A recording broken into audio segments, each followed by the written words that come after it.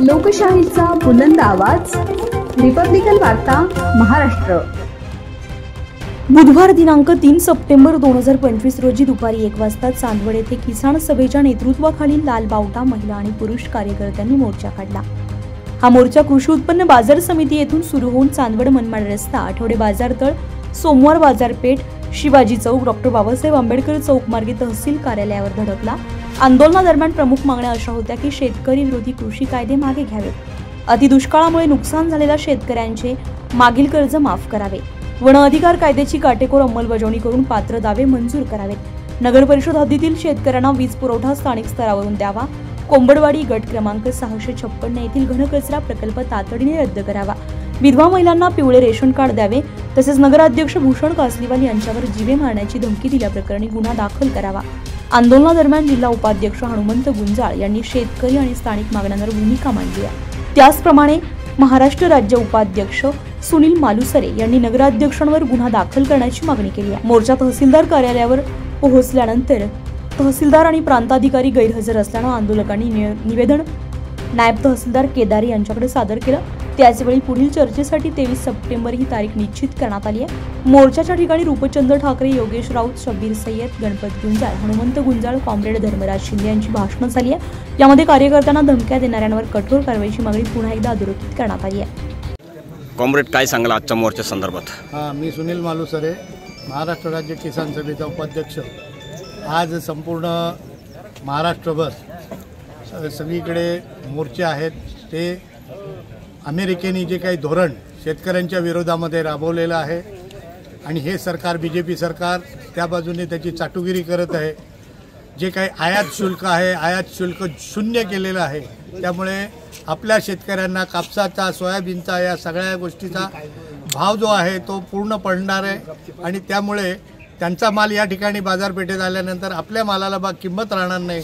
हे धोरण आहे। या धोरणाच्या विरोधात त्याचबरोबर या ठिकाणी असलेलं शेतकऱ्यांचे प्रश्न, नंतर त्याचबरोबर इथं वनाधिकारचे प्रश्न आणि सगळ्यात मुख्य गोष्ट म्हणजे या ठिकाणी जी काही उघडपणे काही लोकांची दादागिरी चालू आहे, जसे काही तो कासलीवाल म्हणून आहे, त्यांनी आमच्या कार्यकर्त्याला उघडपणे दम दिला की तुला घरात घुसून कापून टाकील, अशा पद्धतीचं जे काही धोरण या ठिकाणी गुंडगिरी राबवली आहे त्या विरोधामध्ये हा मोर्चा आहे।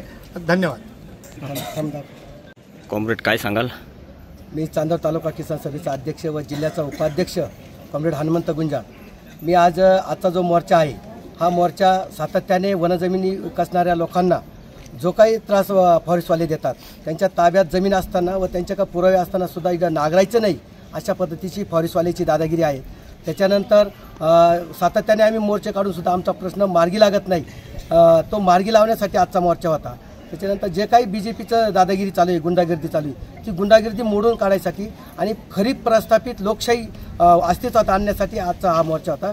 का ह्या देशात डॉक्टर बाबासाहेब आंबेडकरांचं संविधान आहे आणि त्या संविधानामार्फत हा संपूर्ण देशाचा कारभार चालतो आणि म्हणून संविधान वाचल्या पाहिजे। ही संविधान तुडून हुकुमशाही जी चालू आहे, गुंडागिरी चालू आहे, गुंडाराज चालू केला आहे, त्या गुंडाराजच्या विरोधामध्ये आजचा हा मोर्चा आहे। ज्या लोकांना रेशन कार्ड नाही, त्या लोकांना रेशन कार्ड, घरकुलासाठी जागा नाही, अशा लोकांना घरकुलं मिळाल्या पाहिजे, ती जागा पण मिळाल्या पाहिजे। जे लोक पिढून पिढी गायरान जमिनी कसत आल्या, त्या गायरान जमिनी त्या लोकांच्या नावावर झाल्या पाहिजे, त्याच्यासाठी आजचा मोर्चा होता।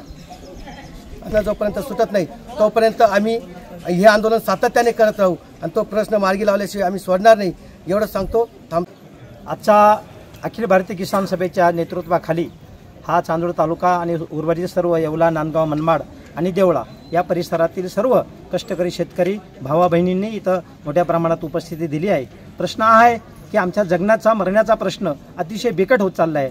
त्याचबरोबर इथल्या व्यवस्थेने आम्हाला जिव्हाळ्याचं बरोबर घेऊन आम्हाला विकास साधला पाहिजे, परंतु इथं काही या समाज विघातक काम करणारे ज्या काही मंडळी आहे, विशेषतः भाजपाचे पदाधिकारी इथं गरीब लोकांना अतिशय त्रासदायकपणे वागतात का तुम्ही इथून निघून जा, तुमचा इथं राहण्याचा अधिकार नाही। आम्ही देशाचे नागरिक असून सुद्धा इथं भूषण कासलीवाल नावाचा माणूस तो प्रथम नागरिक होता, माजी नगराध्यक्ष, लोकशाहीला काळिंबा फासणारा असं वक्तव्य करतात। एका कष्टकरी माणसाला, शिक्षित तरुणाला सांगतात का तू याद राख, दुडगुस घालू नको, या ठिकाणी जास्त जर काम सामाजिक केलं तर तुला घरात घुसून मारू। ही कुठली लोकशाही देशामध्ये? माननीय पंतप्रधानांना आम्ही अपील करतो का तुमचे कार्यकर्ते असे वागत असेल तर तुमचा हा भारत देश का तुम्ही या पद्धतीने विकास करणार आहात का?